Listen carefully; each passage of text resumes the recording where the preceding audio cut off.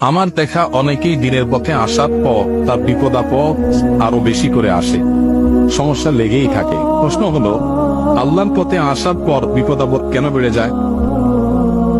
এরকম অভিজ্ঞতা আমারও আছে। আমি অনেককে দেখেছি যে আল্লাহর পথে আসার আগে তার এত বিপদ আপদ ছিল না।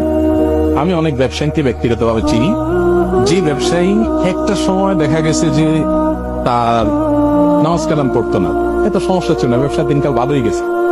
এরপরে বলে, হুজুর যখনই আল্লাহর পথে আসলাম, তওবা করলাম, নামাজ পড়া ধরলাম, এখন দেখি একটা তো একটা বিপদ, ব্যবসা বাণিজ্যে আপনার অগ্রগতি নাই, তারপরে নানান সমস্যা তৈরি হচ্ছে। এগুলো কেন হয়?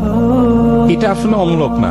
আমি আমার বাস্তব জীবনে অনেককে দেখেছি যে আল্লাহর পথে ফিরে এসেছেন, একটার পর একটা বাধা, আগের দিকটা ভালোই ছিল। এটা মূলত আল্লাহ রাব্বুল আলামিনের পক্ষ থেকে পরীক্ষা হওয়ার সম্ভাবনা সবচেয়ে বেশি। আপনি যখন আল্লাহর দিকে আসেন, সম্ভবত ইবনে তাইয়্যিব রাহিমাহুল্লাহ অথবা ইমাম ইবনে তাইমিয়া রাহিমাহুল্লাহ কোন একজন হবে, তাদের একটা উক্তি আছে খুব চমৎকার। সেটা হলো, আল্লাহর দিকে যখন কোনো বান্দা আসে, আল্লাহর কাছাকাছি আসে, আল্লাহ তখন অনেককে ধাক্কা দেয়।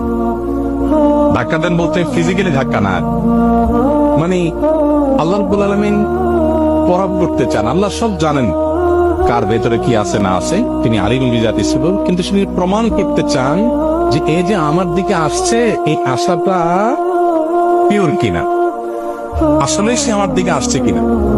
যদি ভেজাল হয় তাহলে একটা ধাক্কা খাওয়ার পর আর আসবে না, চলে যাবে। আর যদি আশাটা পিওর হয়, না আমি আল্লাহর দিকে যেতেই চাই, আমি আল্লাহর দিকে দাবিত হতেই চাই, তাহলে যত ধাক্কা আসুক সে আরো জোরে আসবে, যত ধাক্কা আসুক সে আরো জোরে যেতে থাকবে। ব্যাপারটা এরকম যে ধরেন যখন আপনি সকালবেলা একটা চাদর গায়ে দিয়ে বের হয়েছেন, হঠাৎ করে বাতাস ছিটছে, ঠান্ডা বাতাস, বাতাস যখন আস্তে আস্তে বাড়তে থাকে, আমরা তখন কি করি? ওই চাদর আরো জোরে ধরে, তাই না? কেউ ধরেন কোন নদীতে ডুবে গেছে, তখন তিনি যদি কোনো কলা গাছ বা কিছু পান, এটা তিনি জড়ায় ধরবেন। ঢেউ যদি বাড়তে থাকে, জোরে জোরে আসতে থাকে, তখন সে চিন্তা করবে যে এত কম যে ঢেউ ছিল এর মধ্যেই ধরে থাকতে পারতেছি না, এখন যে ঢেউ আসতেছে আরো জোরে, এটা তো থাকার প্রশ্নই ওঠে না, অতএব কলা গাছ ছেড়ে দিই। এটা করে কেউ? বরং কি করে, ঢেউয়ের মাত্রা যখন বাড়ে তার ধরাটা আরো শক্ত হয়। এটা দ্বারা বোঝা যাচ্ছে সে চাচ্ছে বাঁচতে, অর্থাৎ তার বাঁচার উদ্দেশ্যের ভিতরে কোনো খাত নাই। এটা ঢেউ যত বড় হয়, সে নিজেকে প্রমাণ করবে তত বেশি সুযোগ পায়। আল্লাহ সুবহানাহু ওয়া তাআলার দিকে যখন আপনি ধাবিত হবেন, আগে নামাজ কালাম করতেন না, আগে হালাল হারাম বাজ বিচার করতেন না, এখন দেখলেন যে এগুলা করার পর দেখলেন যে একটার পর একটা ঝামেলা, বিপদ, বেটে বলে হচ্ছে না, অসমস্যা লেগেই আছে। আল্লাহ রাব্বুল আলামিন আপনাকে পরখ করছেন, আপনার উদ্দেশ্যে ব্যাপারে আপনি কতটা কতটা আল্লাহর দিকে সত্যি আপনি আসতে চান, আল্লাহ সেটাকে প্রমাণ করছেন। এই জন্য ওই টাইমগুলোতে একটু সবরের সাথে পার করতে হয়।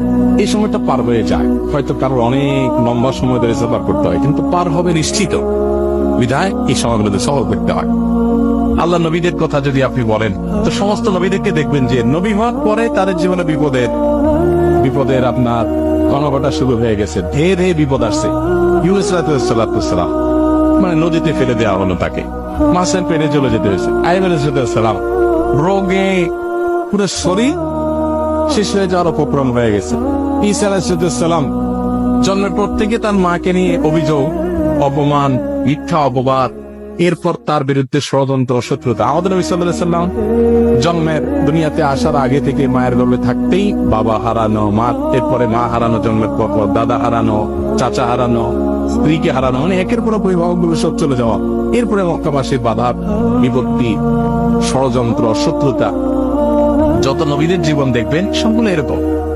আদম আলাইহিস সালামকে দেখেন, আল্লাহ জান্নাতে দিলেন, একটু আরামে এসেছিলেন, কিছুদিন যেতে না যেতেই ইবলিসি করে দিল বাইরে, অশান্তি শুরু হয়ে গেল।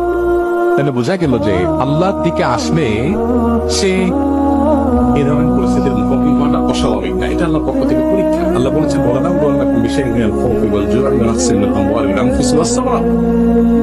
আমি পরীক্ষা করি মানুষকে বিপদ আপদ, ক্ষয়ক্ষতি, বিভিন্ন কিছু দিয়ে।